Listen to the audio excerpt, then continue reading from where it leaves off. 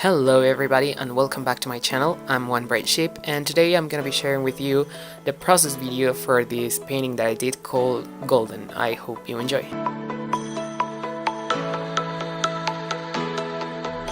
So let's get on with the video.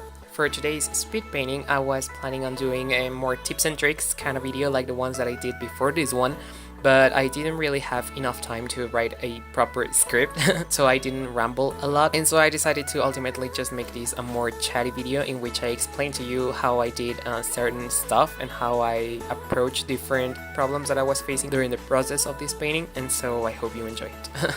Right now what I'm doing is I like to start off by defining like the darkest parts of the face. For example, in most of the cases it's just the eyes and the nose, and what I like to do is go ahead and put in a more saturated blob of paint near those areas and then spread it out along the face to give it a more like faded out look so that I don't get any harsh edges from the start. This also helps me to establish a pretty basic skin tone for the face, and I can work from that. Later on I also go back in to do some like color grading, I guess you can call it that, and you'll see me do it when I get to it. Right now I'm just defining like the very basic parts of the face. Also, my reference photo had these very bright colored lips and I was really scared to do them because I usually don't add any makeup to the lips of the portraits that I paint because I feel like it looks more plasticky or more like commercial if I do that, so I try to stray away from that.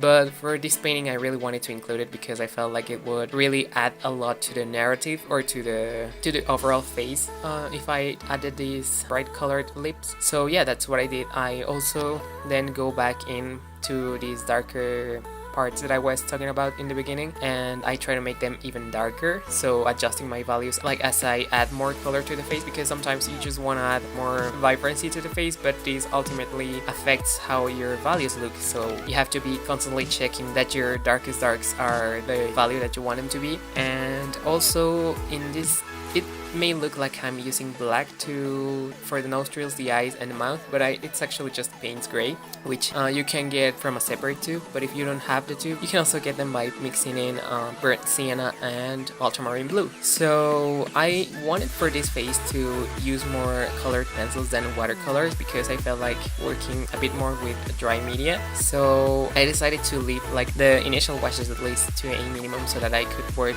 up my way with the watercolors, with the colored pencils. Partly that was also because I didn't really like how the portrait was turning out because the ugly stage was just way too ugly for me. Like, I'm used to having my paintings look ugly from like the beginning, but for this one it really shocked me how awful everything looks, so I wanted to fix all of it right away. And usually when I want to do that I go in with a finer brush or with colored pencils to try and further refine everything, and so that I can get more definition out of the portrait. And that's what always saves my paintings, is the fact that I can just like define everything.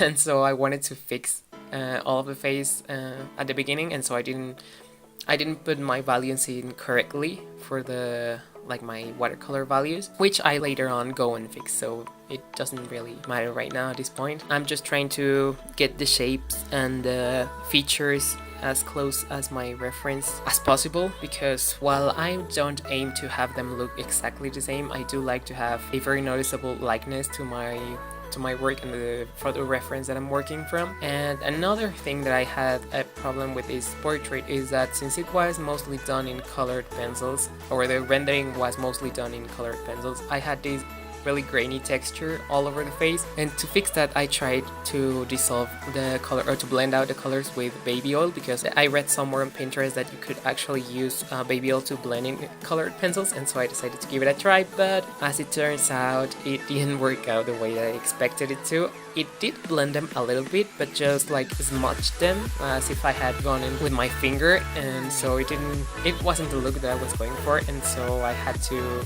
go to the art store and see if they had any mineral spirits, but they actually didn't, and so I had to order it online. And since I couldn't just wait out and have the mineral spirits shipped to me and then further work on this painting because I had to like update my Instagram. I had to just leave it as is. Right now I do have the solvent with me and it works wonders. I wish I had bought it earlier because it would have helped this painting look better. But yeah, I mean, it doesn't really look that bad, but I would have liked to have a more smooth finish to the face instead of these harsh texture points and holes, I guess. And so right now what you see me doing is adjusting the colors on the face because I looked into the screen of the phone to see how the painting was looking on camera and it was really washed out for my taste, and so I decided to go back in and recolor a bit the face, add more vibrancy to the cheeks, especially because I felt like that area was too washed out for my taste. And so I think that helped a lot the painting to get a bit more like shape. Sometimes I do forget to get my values right because I'm a person that likes to work with very light washes of color, and I like to have my paintings with very little contrast. But I do have noticed that if I add a bit more contrast to the face, it ends up looking better overall. So I'm trying to work on that. And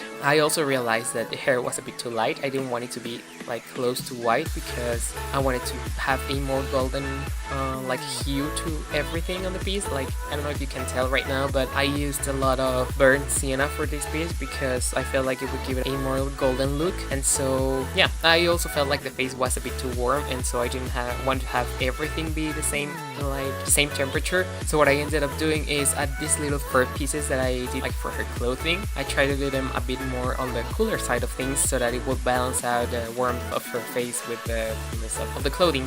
And so I think it worked out in the end like I expected, and so it made everything look a bit more balanced or harmonic, I guess you could call it. And I also realized that the hair lacked structure. It was just like if she had a bit of of hay on her hair instead of just hair. So what I decided to do was to draw in some hair strands to give it more, more direction and more flow to everything. And for the plants in this painting, I didn't really know what to do because I had to look for a plant that had an interesting silhouette without it being too overwhelming, because if the shape was like seamlessly the same, like for example a banana tree leaf, then the composition will be really affected by it because it will draw in a bit too much weight for my liking to the wrong side of the painting. And so since it's a portrait, the part that I want people to focus on when they see it is on the face, obviously on the facial features. So if I had like this big shape of golden ink right next to her, it will probably just take away too much of the attention from her. And since that's not what I wanted to achieve with this, I had to look for a plant that had an interestingly enough shape for the viewers to not be like bored by it, but also a plant that didn't have a lot of weight to it. I also like to keep my backgrounds very simple and very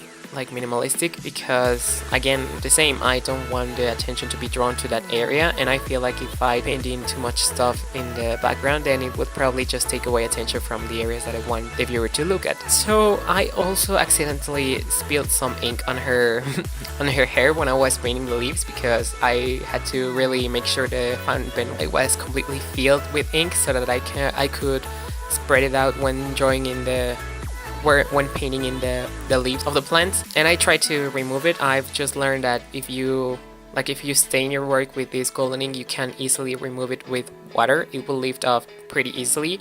Granted, you don't leave it like drying for a day or two. As soon as you see it happen, then you can just remove it from the paper and it will not leave a stain. But as I was lifting it with just the towel, I realized that it would look very interesting if it might look interesting if I put in some golden glitter on her hair to give it a bit more interest to that part, because I felt like it was still too flat, and so that's what I did at the end. And yeah, that's basically the wrap up for this painting. I hope you enjoyed it. If you liked the video, then don't forget to give it a thumbs up and subscribe if you want to see more content. I post new videos every Sunday, and if you want to have a more behind the scenes look at my work, you can totally go and check my Instagram. I post in every single day. I hope you enjoyed, and I'll see you in the next one.